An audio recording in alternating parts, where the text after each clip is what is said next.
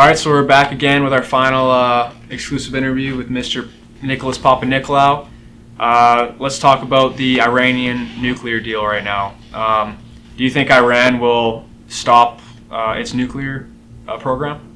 I think Israel will stop Iran's nuclear program. Iran will not. The theocratic regime, they're Shias, we have to remember, and Shias in some cases are even more apocalyptic than Sunni Muslims. They want to bring the world to a Holocaust because they're taught that that's when the Mahdi will come back. And so long as there's a theocratic regime in Iran, I do not believe, to answer your question, that they will stop their nuclear program. Rather, it will be a constant situation of monitoring what they're doing, divining what they're doing, because they've been successful also in hiding things under the mountains, etc., and trying to contain it, which is what basically has been practiced up until now. All of a sudden, their software goes crazy and starts destroying their own facilities, or the spinners, and then the head of their nuclear program is assassinated allegedly by Israeli agents, Mossad agents. So it's going to be a policy of containment, but the regime itself is not going to stop this. So no amount of money from let's say America or Japan or the EU will contain them or stop them? No, because they know, like we know, that money can come today but not tomorrow. But the power that you derive from nuclear weapons lasts for a very long time until more sophisticated nuclear weapons replace those. But money, they can have the money today from us, but then there could be another administration like Trump's, and the money would dry up. So it's not a reliable factor in their thinking. They would rather have their own power. How do they have their own power? Through nuclear weapons. So I do not believe they're going to stop. Okay. That's absolute nonsense. All they'll do is milk this administration and the European Union, and they've been very smart and successful at doing that, milk it for money while they continue their program surreptitiously. And I think the only ones who are going to stop Iran's nuclear development at the end of the day are going to be the Israelis. That could be with American help or without. We'll have to see. So with that being said, Iran is a Islamic nation. I'm just kind of shifting gears a little bit here. With the rise of China and communism in the world, and kind of that being the major focus right now, especially for Western nations, do you think Islam, the religion of Islam, is a major threat towards the West still?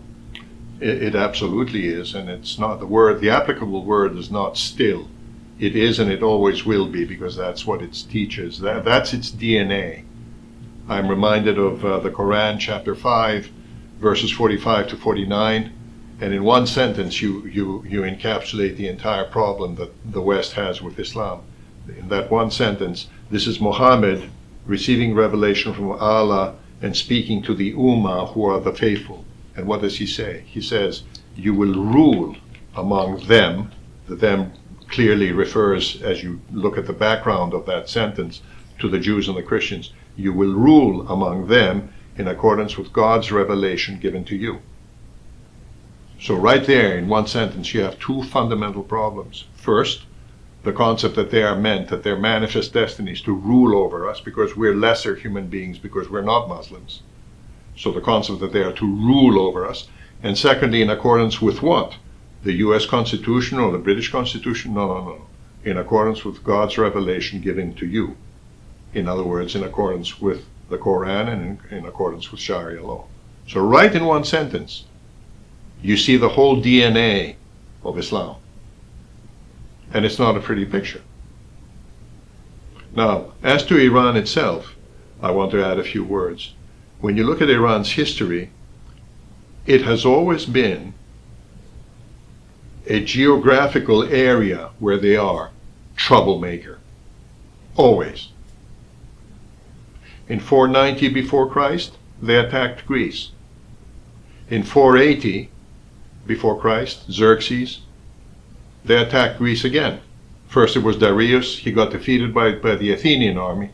480 BC, he attacks again King Xerxes. They're defeated at the Battle of Salamis with their fleet by the Athenian fleet, and their fleet is destroyed. And then a year later, which was 479 BC, their army is defeated on mainland Greece by the Spartan army.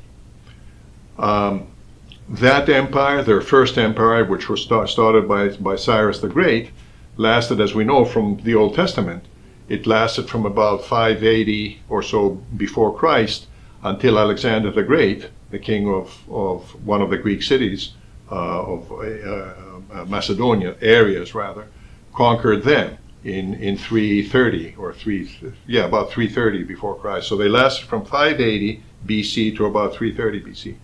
Then their troublemaking reared its ugly head again during the times of the Byzantine Empire, so that by the early 600s they had conquered Jerusalem. And in fact they had, fortunately they didn't destroy the Holy Cross, but they tried to eradicate Christianity. And that was obviously the cradle of Christianity is Jerusalem. And in the year 629 AD, the Byzantine Emperor Heraclius reconquered Jerusalem from the Persian Empire. And here we have a very, very interesting historical vignette. He reconquers Jerusalem, and he arranges for a triumphal entry into the city of the Christian army, the Byzantine army, led by the Holy Cross, which they had discovered. Fortunately, the Persians had not destroyed it. It had been buried somewhere. They found it. They knew it was the original thing. So they've set up this magnificent procession to come into Jerusalem, 629 AD. And just as Heraclius is ready to go into that, imperial messengers arrive from the Arabian Peninsula. And he receives a message, and it's from somebody called Muhammad. And he asks, and he says, who is this Muhammad? And they tell him, well, he lives in a cave and he has started a new religion. And Muhammad is writing to the emperor of the mighty Byzantine Empire, and he's saying, you are misleading your people about the true God. And I'm calling on you right now to stop lying to them, to tell them the truth about Allah, or else. And you can well imagine the Emperor Heraclius' response. Who is this guy? Of course, we then found out later. So you have the Persian Empire then, and this interplay with Islam, moving in. And then, of course, the Persian Empire itself was taken over by the armies of Islam. And to begin with, all of Islam was one.